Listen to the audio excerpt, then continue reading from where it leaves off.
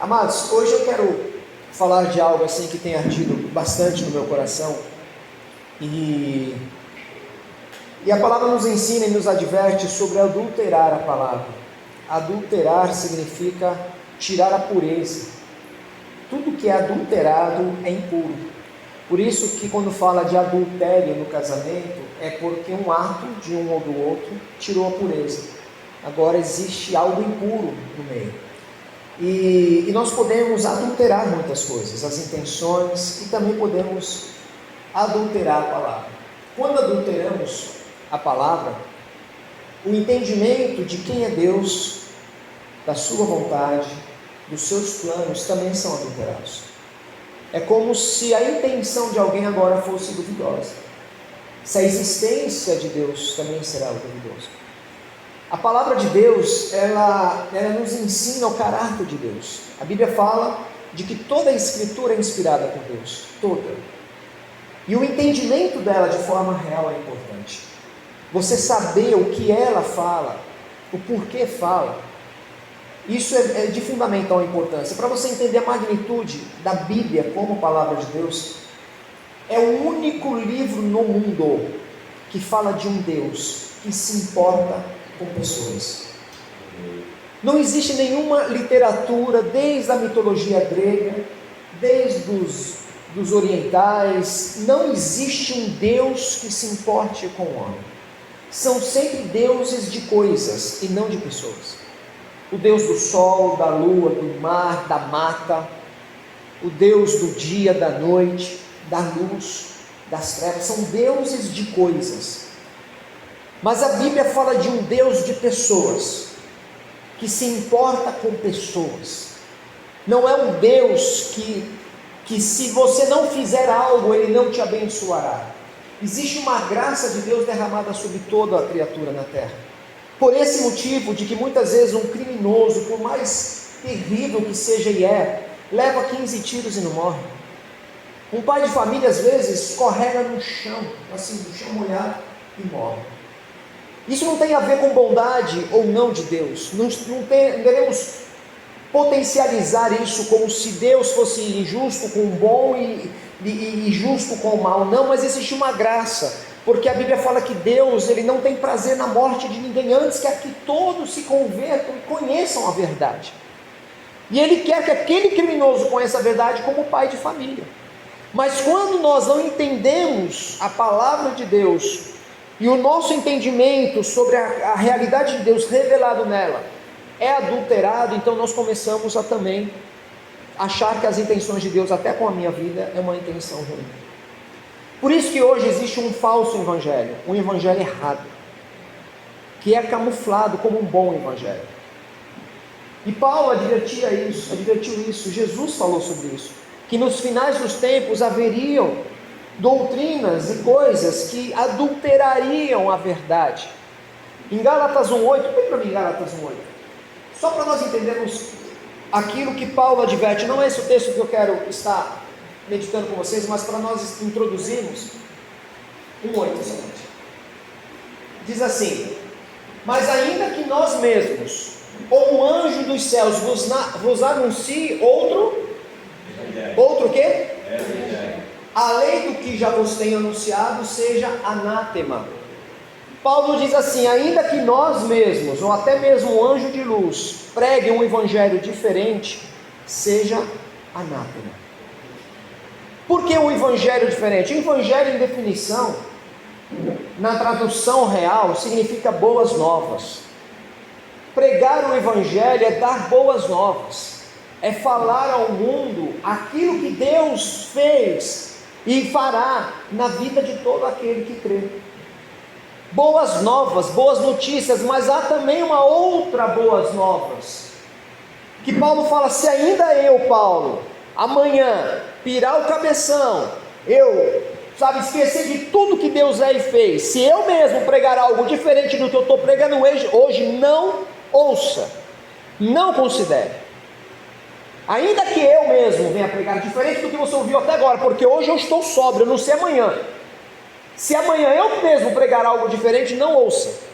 E se um anjo de luz vier pregar algo diferente, não ouça.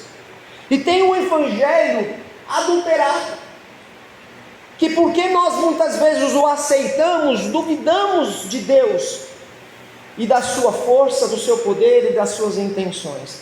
E hoje eu quero rapidamente abordar, não focando o evangelho errado, mas fortalecendo o verdadeiro evangelho. Aleluia. As verdadeiras intenções de Deus para com os homens. Porque hoje nós vivemos dias difíceis, dias de que até mesmo para você ouvir a palavra de Deus nós escolhemos. Hoje tem pessoas que não querem mais vir a um culto e ouvir algo, porque quando você vem ao culto, você está à mercê do que vai ser posto na mesa. Você não tem a mínima intenção do cardápio dessa noite, falando de pregação como alimento. Você não sabe o que vai ser servido hoje. E as pessoas não querem correr esse risco. Vai que tem algo que eu não goste, vai que tem algum tempero que eu não goste, ele pode falar algo que eu não queira ouvir. Então as pessoas optaram em entrar nos vídeos no YouTube e escolher o cardápio da noite, a pregação que me agrada.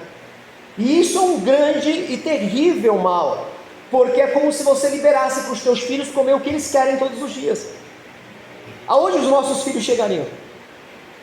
Chegariam na idade que você está, doente, porque eles não têm capacidade de entender o que é bom agora.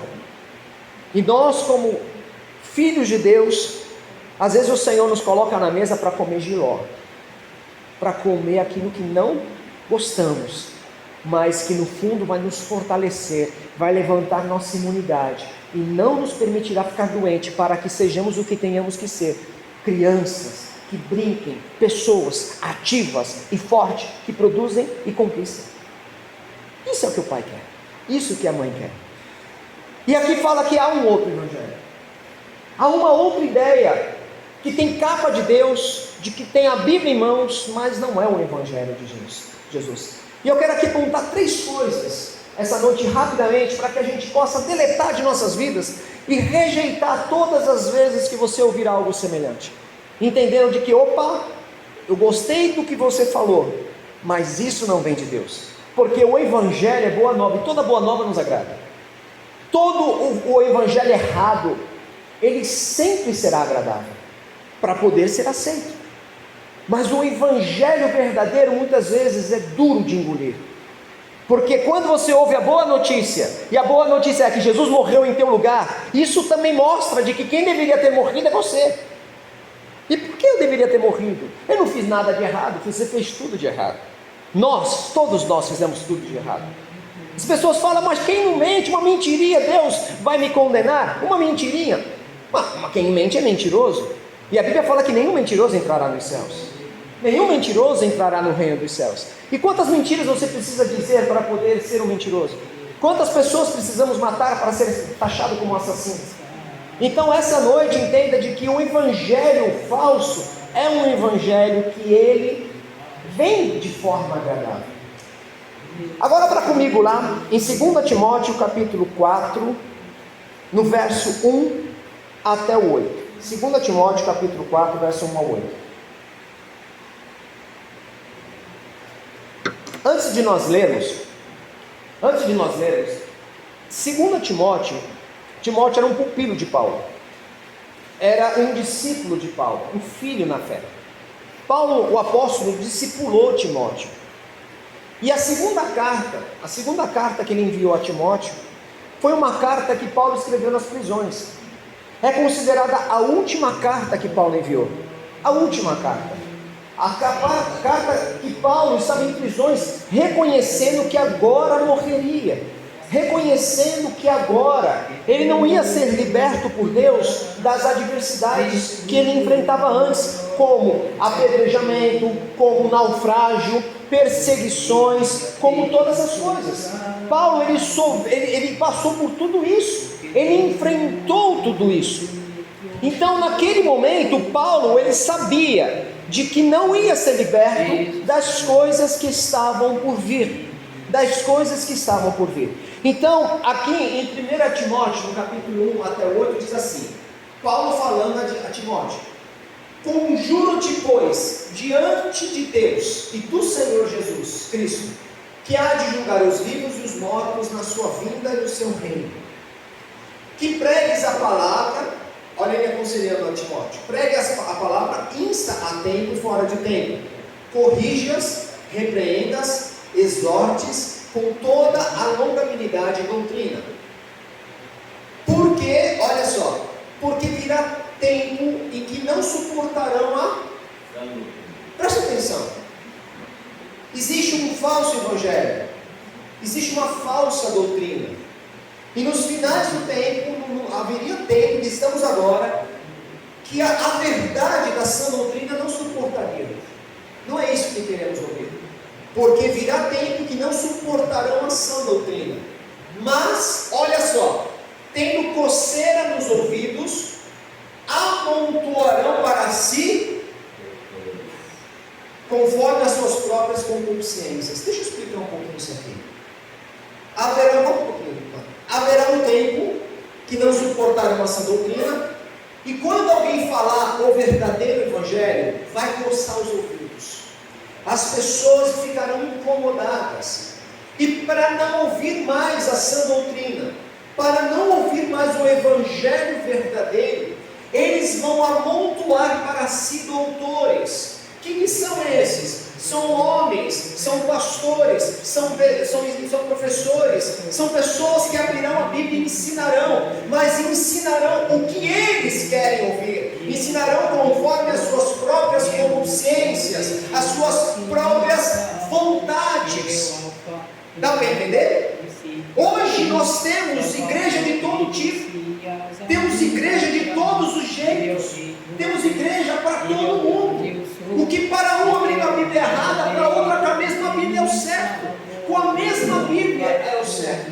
Então Paulo diz: haverá tempo em que as pessoas estarão juntando para si doutores, juntando para si pessoas que ensinarão aquilo que elas querem aprender, querem simplesmente ouvir, não mais essa doutrina. Pode seguir. Se deu para entender? E desviarão os ouvidos da verdade, voltando às fábulas. Mas tu, aí Paulo aconselha Timóteo, tu, se sóbrio em tudo, seja sóbrio, não seja emotivo, sofre as aflições, faz a obra de um evangelista, cumpre o teu ministério. Presta atenção, sofre as aflições. Isso aí, no evangelho errado já não serve, porque o evangelho errado você não pode sofrer por nada. A gente vai falar sobre isso. Porque eu já estou sendo oferecido por aspersão de sacrifício, e o tempo da minha partida está próximo. Segue. Combati o bom combate, acabei a carreira, guardei a fé. Desde agora a coroa da justiça me está guardada, a qual o Senhor, justo juiz, me dará naquele dia. E não somente a mim, mas a todos, mas também a todos os que amarem a sua vida. Haverá tempo que as pessoas juntarão doutores e voltarão às fábulas. O que é fábulas? Mentiras. Uma vez um teólogo conversando com uma pessoa cética acerca da Bíblia, essa pessoa dizia que a Bíblia havia sido uma invenção humana, uma invenção do homem. Ele que assim, mas por que você acha que é uma invenção do homem? Mas porque não tem sentido. A pessoa que não cria falava assim, não tem sentido essa história, isso aí foi invenção de homens. Mas ele falou assim, mas por que um homem, ou os homens, como você imagina, criaria um livro onde que coloca o próprio homem como um condenado, sem nenhuma chance de redenção? Porque a Bíblia diz de que todos os homens pecaram e destituídos estão da glória de Deus, e não há nada que eles possam fazer, tanto que não fizeram. Quem fez foi o próprio Deus, nos amando de tal maneira que enviou Jesus. O homem não fez nada, Deus foi quem fez. Qual a intenção de alguém escrever um livro dizendo que eu sou condenado sem redenção alguma? Todo mundo que inventa algo, inventa para valorizar o homem. Não foi assim com a Torre de Babel? Façamos uma torre para que o nosso nome seja célebre. Quando falo dos super-heróis, são todos homens, todos mulheres, todos humanos, que são heróis de nós mesmos. Mas a Bíblia fala de que todos os homens pecaram, todos, do começo ao fim, do primeiro que nasceu ao último. O único que não cometeu pecado se chama Jesus o Cristo. que pecar, essa morrerá. A Bíblia diz, e todos os homens morreram.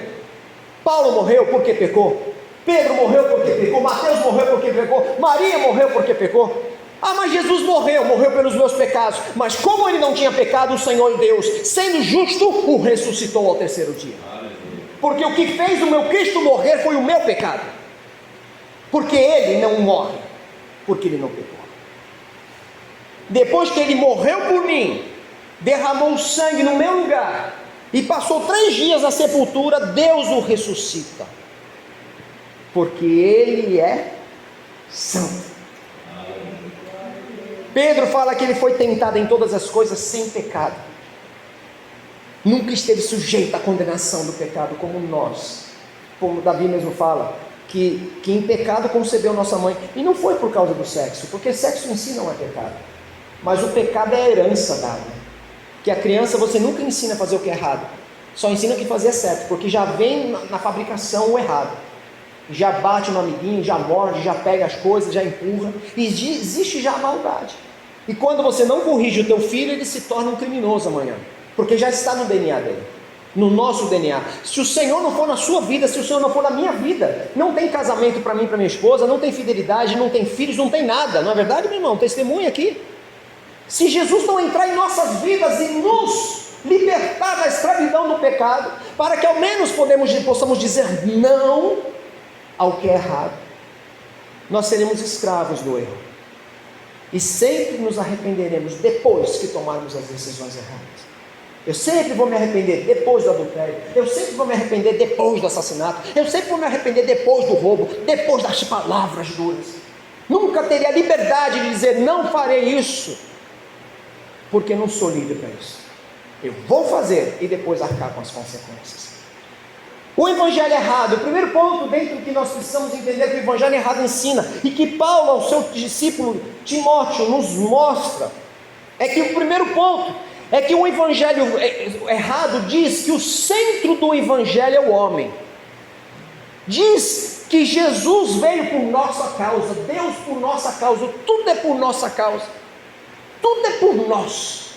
Por mais que a Bíblia fala que o Senhor nos amou de tal maneira, o evangelho, o centro dele não somos nós, não é você, não sou eu.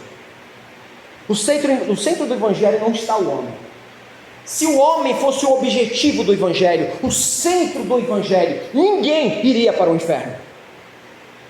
Se o homem por si mesmo fosse tão valorizado por Deus a ponto de ele mover céu e terra por causa dele, porque tudo é por causa dele, ninguém ia para o inferno, porque senão o plano não teria dado certo. Mas por que pessoas não estarão com Deus?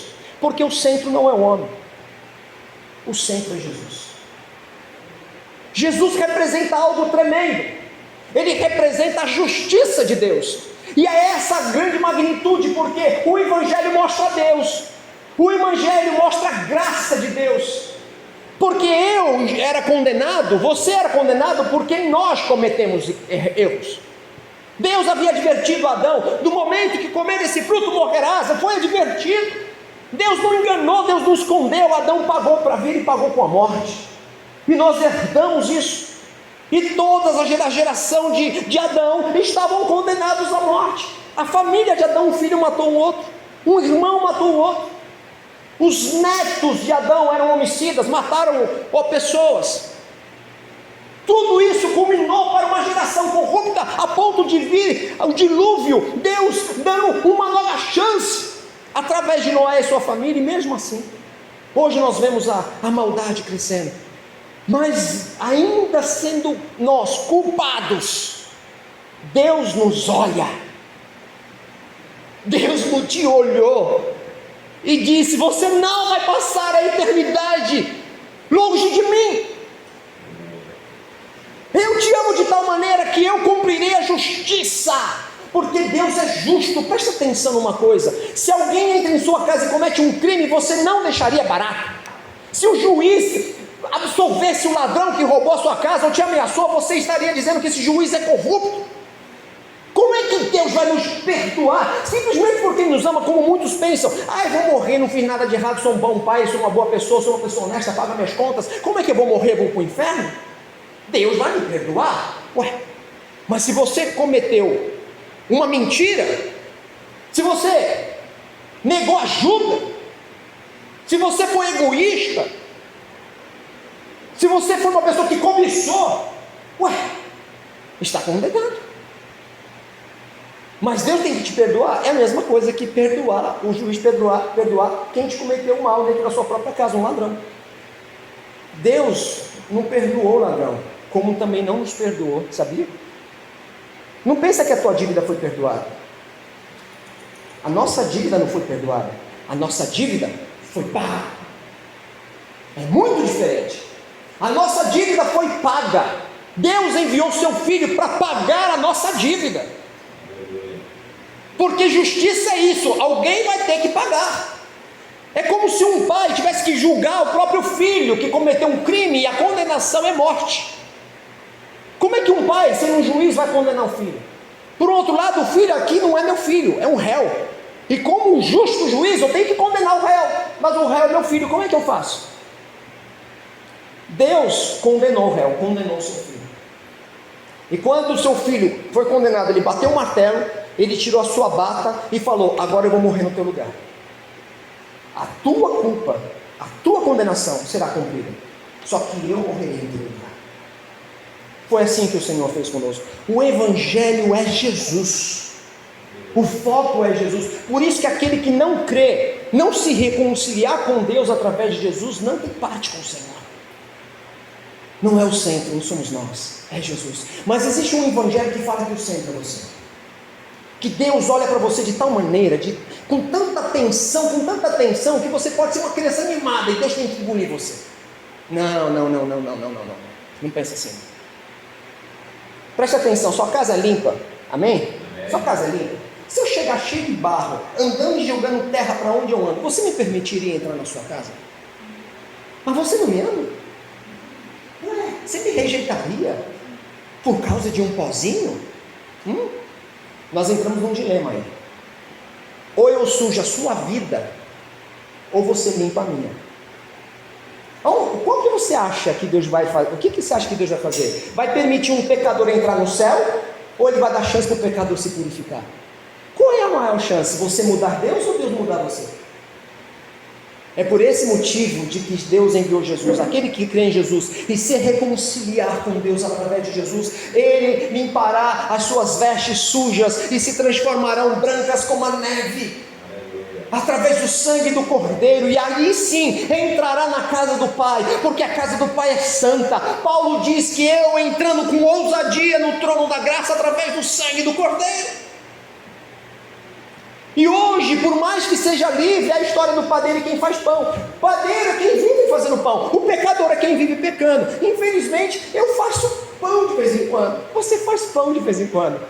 Nós pecamos, mas como lá em 1 João diz: filhinho, se alguém pecar, temos um advogado junto ao Pai, Jesus Cristo. O sangue do Cordeiro, o sangue de Jesus nos purifica de todo pecado. E aí, quando eu cometo o meu erro, eu reconheço o meu pecado diante de Deus, eu peço perdão, o Senhor me purifica. E se eu errei com alguém, vou lá e peço perdão, o Senhor restitui, porque Jesus fez isso. Não acredite no Evangelho que diz que Deus fará tudo por você. Ele fez tudo para te levar à salvação. Ele fez tudo para te levar a caminhos excelentes, mas Ele não pegará os teus pés para andar neles.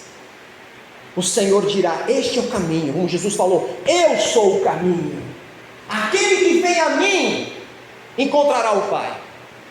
Mas se você não for, é por conta e risco seu, porque Deus amou todo mundo de tal maneira, e a salvação está em nome de toda a humanidade, mas somente os que creem serão salvos. Lá em Colossenses, no capítulo 1, verso do 13 ao 23, em Colossenses fala da grandeza,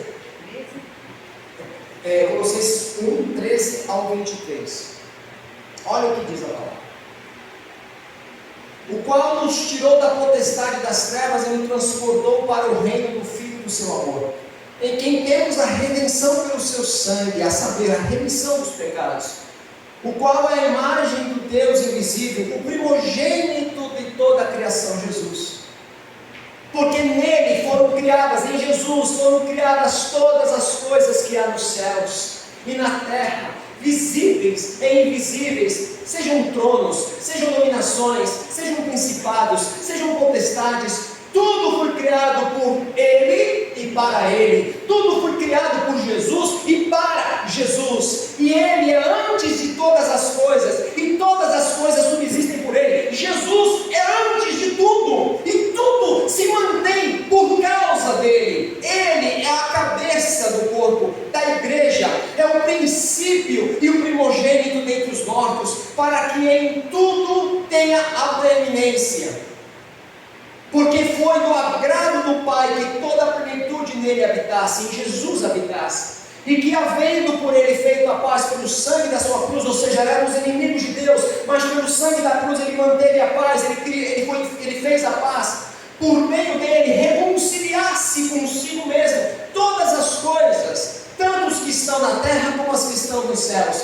A vós também, que noutro tempo éramos estranhos, erais estranhos, e inimigos do entendimento pelas vossas obras más, agora contudo vos reconciliou no corpo da sua carne pela morte, para perante ele vos apresentar santos e irrepreensíveis e inculpáveis. Se na verdade permanecerdes fundados e firmes na fé, e não vos moverdes da esperança do evangelho que tendes ouvido, o qual foi pregado a toda criatura que há debaixo do céu, do qual eu, Paulo, estou feito ministro.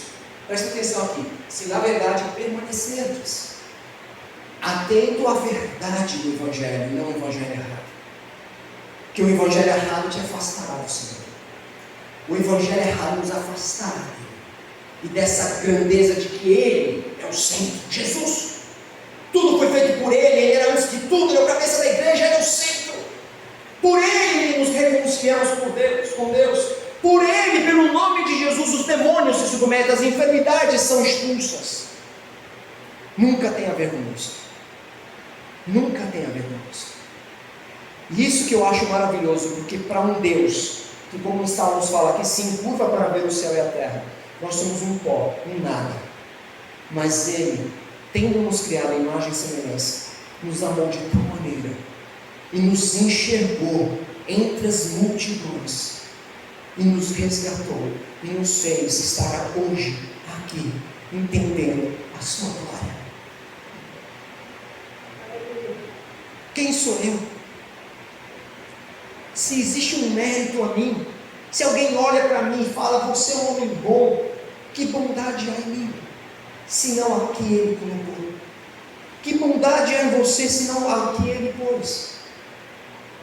Toda boa dádiva, todo dom perfeito vem dele para a minha vida. Por isso que importa que eu diminua e é que ele cresça, para me tornar cada dia um homem melhor. Porque ele é o centro. E se eu não permanecer, se eu não entender, se eu rejeitar o autor da vida e não me reconciliar com Deus através dele, eu seria inimigo de Deus, permaneceria inimigo de Deus. Amém? Lá em, não precisa colocar, mas em Romanos 11:36 diz, porque dele, por ele e para ele são todas as coisas. Não é por você, por mim, para quem, não, é por ele, por Jesus.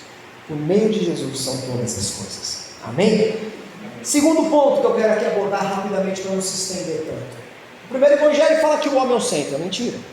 Esse evangelho errado. Outra coisa que o evangelho errado fala é que nós não podemos sofrer. É que a vida com Deus não pode haver sofrimento. Com o entendimento errado que diz de que nós, a bênção de Deus não acrescenta dor em hipótese alguma. Mas nós confundimos um pouco as coisas e temos uma interpretação errada de um texto muito claro. Porque é o seguinte, Paulo fala que assim, nós somos afligidos, mas não angustiados. Presta atenção nisso. Uma coisa é a aflição, outra coisa é a angústia.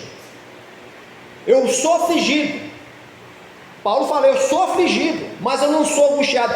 Qual é a diferença? A aflição são as coisas que vêm de fora. Quando Paulo foi pego para ser apedrejado, isto é aflição. Quando ele foi açoitado em praça pública, isso é aflição. Quando alguém fala mal de você, isso é aflição. Quando você está enfrentando situações difíceis, isso é aflição. Paulo fala, eu sou afligido, mas eu não sou angustiado, porque angústia não tem a ver com as coisas de fora, angústia são coisas de dentro.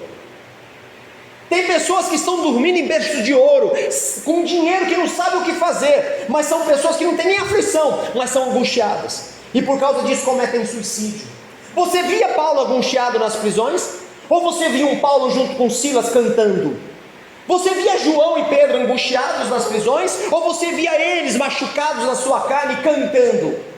Você via na arena romana as pessoas angustiadas gritando por clemência quando os leões, os bárbaros saíam para matá-los por causa do evangelho? Não, você via famílias inteiras com mãos dadas, pai, mãe e filhos, cantando louvores a Deus, dizendo: não sou digno, Senhor, de morrer por amor de ti, enquanto os leões os pegavam um por um. Esse foi o motivo de Roma se transformar posteriormente em um país cristão. Sabe por quê? Porque não entendiam como é que alguém canta na morte. Não entendiam como é que alguém pode cantar, não gritar. Queremos ver pessoas gritando por misericórdia. Eles não. Como a própria, eu digo assim, que Pedro foi abusado. Quando Pedro, condenado à morte por causa do evangelho, falaram para ele assim: você vai negar o teu Cristo? Não vou negar. Então você vai morrer igual Jesus crucificado. Pedro: não. Mas imagina, não vai. Igual Jesus crucificado? Não quero ser lembrado como alguém que morreu como meu mestre. Não, me crucifica de cabeça para baixo. Vai me matar? Me mata direito. Não me assemelha a meu Senhor, porque Ele é meu Senhor. Quem na morte pede isso? Na vida há sofrimento, na vida há aflição. O evangelho é conquistado à força. Eu quero te dizer de que você vai enfrentar lutas, sim, e essas lutas te levarão a orar e conhecer a glória de Deus. Aleluia. As pessoas vão dizer que Deus vai contigo porque as coisas estão erradas, porque os inimigos se levantaram, porque as coisas não estão fluindo. Por que você sofre tanto? Para que o mundo saiba de que a nossa alegria não tem a ver com as ausências de luta, com as ausências de tribulações. A nossa alegria tem a ver com quem está em nós. Por esse motivo, de que as aflições não tiram a nossa alegria. Como a palavra diz lá em Isaías: canta, ó estéril, canta tu que não deste a luz, porque será mãe de filho. O Senhor nos ensina a cantar antes dos filhos chegarem. O que nos ensina a ter alegria e louvor em nossos lábios é saber que este evangelho me trouxe todas as sortes de bênçãos nas regiões celestiais em Cristo Jesus. E que eu sim vou enfrentar lutas, dificuldades, mas sempre haverá um louvor em meus lábios. Sempre haverá uma alegria em meu coração. O meu rosto sempre resplandecerá a glória do Senhor, ainda nas prisões, como José. Aleluia. E eu sei que num piscar de olhos o Senhor muda a sorte. Conheci uma jovem que passou um ano com um amigo ateu, e o amigo compartilhando da vida dela, e viu a vida dela sofrida, a família sofrida, cheia de privações e cheia de dificuldades, enquanto ele, como ateu, estava lá feliz da vida e tudo fluindo. E ele dizia: por que você vai para a igreja? Está tudo errado na sua vida. Eu que não acredito em Deus estou bem. Eu que não acredito em Deus está tudo fluindo. Como é que você que vai para a igreja está tudo andando errado? Mas sabe o que aconteceu? No final de um ano, aquele homem ateu disse o seguinte: olha, eu quero te dizer que eu vou rever meus conceitos. Eu acho que existe um Deus. Era o quê? Mas por que você diz isso? Porque é impossível alguma coisa não mover ao teu favor. É impossível não ter um ser que não esteja te ajudando, porque eu vi as tuas lutas uma por uma, e eu vi que de forma milagrosa você saiu delas. Ou você é uma mulher muito sortuda, ou existe alguém que olha por você. Ué, cadê a nossa tristeza? O Senhor é a nossa alegria. O evangelho mentiroso diz que você não pode sofrer, e aí você luta para mostrar para os outros que não sofrem. Você luta para mostrar para todo mundo que a tua vida sempre é um sucesso. E aí entramos numa armadilha demoníaca, que entramos na mentira, na fachada, e nunca choramos, nunca admitimos fraqueza, nunca reconhecemos que precisamos de ajuda. Quando o Senhor diz: há alguém doente, chama o presbitério da igreja.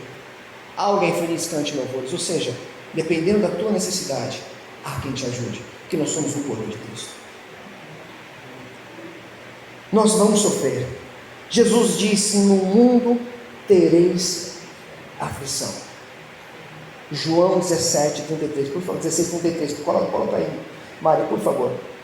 João 16:33 diz: no mundo tereis aflições, mas tende bom ânimo, porque eu venci o mundo. No versículo 7, lá da carta a Timóteo, Paulo fala: combati o bom combate, completei a carreira, guardei a fé. Você acha que combater, completar e guardar alguma coisa é simples ou requer sacrifício? Requer sacrifício. Combater uma luta, completar, imagina, completa aí esse carrinho de mão. Você tem que pegar quantas pás para completar um carrinho de mão? Com uma areia, com uma pedra, completa aí. Ou guardar, guarda esse relógio, guarda esse carro, guarda essa informação, requer sacrifício, porque quando você sai de uma reunião ouvindo isso, guarda essa informação com você, alguém te pergunta e diz: e aí, o que falaram? Eu não posso falar. Você não confia em mim? Eu confio, mas não posso falar. Se confiasse, falava. E você tem que agora sacrificar um amigo por conta de algo que você tem que guardar. Paulo diz: eu combati, eu me sacrifiquei, eu completei a carreira, me sacrifiquei, eu guardei a minha fé, porque tinha tudo e todos para fazê-la perder, mas eu terminei a minha vida com muitas lutas e sacrifício. E é maravilhoso, porque os sacrifícios, as tribulações, as aflições nos tornam melhores, porque convenhamos, se não tivermos luta, você oraria? Não. Se você não tivesse luta, você não estaria aqui hoje? Você com certeza não estaria. Mas o Senhor nos trouxe para poder sacrificar, viver uma vida de sacrifício pelo que vale a pena. Lá em Mateus 13:44, rapidinho para a gente poder avançar, e tem um último ponto que eu quero abordar. Olha que interessante. Também o reino dos céus é semelhante a um tesouro escondido no campo, que um homem achou e escondeu. E pelo gozo dele, pela alegria dele, vai, vende tudo quanto tem e compra aquele campo. Antigamente, quando não havia banco, as pessoas guardavam seus tesouros escondendo, enterrado debaixo de uma árvore, numa pedra. Desse homem que Jesus fala que o reino de Deus é semelhante, ele encontrou o tal tesouro. E ele encontrou e não falou para ninguém, escondeu de novo lá. Só que ele sabia o lugar, ele sabia onde estava guardado. O que ele fez? Ele vendeu tudo que tinha para comprar o campo, que ele sabia que o tesouro estava lá. E por que Jesus fala que este homem é semelhante ao reino de Deus? Porque existe um tesouro no reino dos céus. O tesouro escondido, porque infelizmente o mundo não conhece, mas você conhece. Você sabe que existe um tesouro maravilhoso que o mundo nunca te oferecerá. E você encontrou esse tesouro. E o que você vai fazer? Você vai vender tudo que você tem. Significa entregar tudo que você tem por algo que vale a pena. Isso é sacrifício. Você vai vender a cama que você gosta, a casa que você gosta, pode ser de família, pode ser quem for. Eu cresci aqui, não importa, eu vou vender. Existe algo maior. E você vende tudo, você só vai com dinheiro para comprar o campo. E você chega lá e fala: eu quero esse campo. E no momento que você comprou esse campo com esse tesouro, a sua vida é outra. Você tem uma nova vida, num novo lugar, uma nova história e com novas conquistas, novos tesouros. Mas requer sacrifício de pegar e largar e sacrificar. E para terminar, amados, que o evangelho é errado, é o evangelho que fala que você é o centro e que você não pode sofrer. Quer ver um exemplo disso rapidinho, só para abordar isso? Por isso que existe um investimento muito grande da gente fazer igrejas muito bem confortáveis, porque isso agrada a mim. O pregador tem que pregar de forma que eu goste. Tanto que hoje poucas pessoas falam da palavra, às vezes falam mais de quem prega. Eu gosto desse pregador. Às vezes ele não prega nada, mas eu gosto. Então as pessoas falam hoje mais do mensageiro do que da mensagem. E você tem que entender mais da mensagem do que da mensageiro. Às vezes vai vir pregar um velhinho, sabe, tranquilo, que fala manso, sabe, você fica até às vezes tentando pescar os pensamentos, mas a mensagem é poderosa. Nós temos que entender que Deus está falando todo o tempo, e nós precisamos ter ouvidos abertos para ouvir através de quem Ele quiser falar, e não apenas escolher aqueles que nós pregamos, aqueles que nós gostamos. Então, o Evangelho, hoje, esse errado, ele está sempre envolvendo a nossa vida, para que quando o Senhor te confrontar, você nem acredite que é Deus. Quando o Senhor falar para você, está errado, você fala, não é Deus, não. Deus não falaria isso para mim. E você nunca será corrigido, mas Deus corrige aquele que tem por filho. Amém? E para terminar, meus amados, o Evangelho errado diz que devemos desfrutar do melhor de Deus na terra. Não é assim? Não é a teoria da prosperidade? Eu quero te dizer uma coisa, que a intenção de Deus ao teu respeito são as melhores. Os pensamentos de Deus ao teu respeito são os melhores. Deus quer que você tenha o melhor. O melhor. Isso significa que Ele quer te dar uma casa própria, um carro, quer te dar uma condição boa. Isso não é de Deus. Mas tudo tem um propósito. Amém? Amém. Tudo tem um propósito. Deus não faz as coisas sem propósito. Quando o Senhor te dá uma missão, te dá um propósito. Quando Ele fala para Moisés, vai até o Egito, mas Senhor, com o que vou fazer os sinais? O que tem na tua mão aí, Moisés? Eu tenho essa vara. Pois é, essa vara agora vai ser chamada vara de Deus. Eu te dei condições para você cumprir a missão. Se a tua missão é enviar missionários, você será uma pessoa muito bem sucedida financeiramente, mas é para abençoar missionários. Se o Senhor quer te enviar como missionário, então você não vai ter renda, porque você vai. Tudo tem um propósito. Em compensação, você terá uma autoridade de Deus sobrenatural, que o dinheiro não compra, para fazer aquilo que o Senhor quer. Tudo tem um propósito. De qualquer maneira, o Senhor vai suprir todas as nossas necessidades.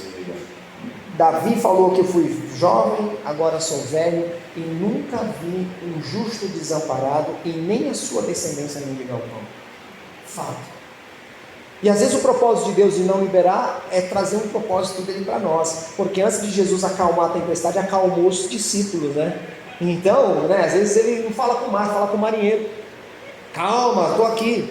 Mas o Evangelho errado diz que você tem que desfrutar aqui. Deus, Ele tem que te dar. Você tem que começar com 1 e terminar com 10. Bom, é assim não. Porque Pedro teve a sua empresa de pesca prosperada por Jesus e largou tudo. Porque existia algo maior. Existia algo mais sublime do que a prosperidade da minha empresa. Existia algo que valeria mais a pena do que aquilo que me oferecia como uma pessoa bem sucedida na pesca. Imagina ter Jesus como sócio. Teria pesca de sucesso todos os dias, né? É ali agora, Pedro, vai ali, ó. Aí os peixes venham tudo para a rede. Mas Jesus olhou para Pedro e falou que assim, venha e eu vou te fazer pescador de homens. E Pedro largou aqueles barcos todos e foi embora com Jesus. Lá em 2 Coríntios 4, 16 e 18, o apóstolo Paulo também falando aos coríntios, e aqui nós já estamos avançando para terminar, diz assim, no 2 Coríntios 4, 16 ao 18, por isso não desfalecemos. Preste atenção no que Paulo fala. O que é desfalecer? Não se acabe, não termine, não desanime, não desfaleça, mas ainda que o nosso homem exterior, nosso corpo se corrompa, o interior, aquele que não vive angústia, ele contudo se renova dia a dia. Ele se renova, porque a nossa leve e momentânea tribulação produz para nós um peso eterno, muito excelente, não atentando nós nas coisas que se veem, mas nas coisas que não se veem, porque as coisas que se veem são temporais, mas as coisas que não se veem são eternas. No que eu devo atentar? Eu atento às coisas que eu não estou vendo, porque aquilo que eu conquisto na terra eu posso provar e ver. A casa, o carro, o dinheiro no banco, tudo isso eu posso provar e ver. Mas Paulo fala, e é verdade, as coisas que eu vejo são temporais. Quem nunca se alegrou de comprar um carro do sonho? E quem nunca se alegrou por ter vendido o carro dos sonhos? Porque são temporais, passam. Mas o que é que eu devo atentar? As coisas eternas, aquilo que eu não estou vendo. Obviamente eu quero que os meus sonhos aqui na terra sejam realizados. Eu quero sim que as minhas filhas tenham uma condição melhor, que os meus netos possam ter uma condição melhor que eu tive. Isso não é errado, é legítimo. Mas não vou me atentar a isso, porque até para conseguir isso é Deus quem dá. Até para trabalhar, produzir e colher é Deus quem dá. Se Deus não te abençoar, você não vai adiante. Se Deus te abençoar, até em casa o Senhor, Ele te dá. Até em casa o Senhor te entrega. Quando o Senhor quer te dar, Ele vem. Estava lá José com a barba desse tamanho, bateram na porta lá, você José, vem cá, faz a barba aqui, o faraó quer falar contigo. Meu Deus, quem sou eu? E José faz a barba, toma banho, porque ninguém fala com o faraó com cheiro de prisão. Passou um perfume, uma roupa bonita, colocou uns ouro e foi falar com o faraó. E depois da conversa estava com o anel de faraó mandando no Egito. Que Deus faz?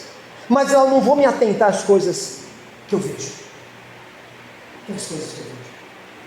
Eu não vou me atentar a isso. Eu vou me atentar às coisas que eu não estou vendo. Porque as coisas que eu vejo vão acabar. E por que o Paulo nos fala sobre isso? Porque Jesus, lá em João 15, 19, diz que nós não somos deste mundo. Tudo que você produzir aqui, você vai deixar aqui. Você vai deixar aqui. Vós não sois desse mundo, por isso que o mundo vos odeia. João, coloca aí rapidinho, João 15, 19, para você entender o que Jesus falou aos discípulos antes de subir aos céus. Se vós fosseis do mundo, deste mundo, o mundo amaria o que era seu, mas porque não sois do mundo, antes vos escolhi do mundo, por isso que o mundo vos odeia. Vocês não são daqui, vocês são da onde? De lá, você está no mundo, mas não é do mundo. Então eu não tenho que, juntar tesouros na terra, eu tenho que juntar tesouros nos céus, porque é lá onde eu vou estar. Aleluia. É lá que eu vou estar. É lá que o Senhor Jesus diz: eu voltarei para quê? Para levar vocês comigo. Na casa do meu Pai há muitas moradas, não desanime, vou preparar lugar. Se o Senhor Jesus subiu aos céus para preparar lugar para mim e para você, é para você então levantar tesouro na terra? Não, é lá. Eu quero sim prosperar aqui, porque a obra de Deus não é feita com oração somente, é feito com trabalho, é feito com sacrifício, é feito com oferta, é feito com dinheiro, é feito com material humano. E o Senhor Jesus sabe disso, por isso que havia ofertas. Jesus havia recebido ofertas de muitas pessoas, que direcionou até para abençoar. Mas o meu foco, a minha coroa, a minha recompensa não está neste mundo, porque você pode terminar sua vida dizendo: uau, eu venci, veja meus filhos, as propriedades, o dinheiro, e veja o que eu fiz. E você pode estar numa cama, num leito de hospital, prestes a morrer, e ver os seus filhos brigando para saber quem vai ficar com a herança, porque você não levará nada. Mas quando você leva as coisas dos céus, Jesus fala assim: não ajunteis tesouro na terra, onde a traça e a ferrugem consome, e onde o ladrão rouba. Ajuntais tesouros nos céus, aonde que a traça, a ferrugem não consome, ninguém pode roubar, porque quando vier buscar vocês, é para lá que nós vamos. Abra aí Apocalipse 22, 20, eu quero terminar com esse versículo. Apocalipse 22, 20. Depois que João, o mesmo João que nós vimos lá, quando Jesus fala assim: vós não sois desse mundo, é o mesmo João que diz: aquele que testifica estas coisas diz: certamente cedo veio. E ele responde: amém, ora vem Senhor Jesus.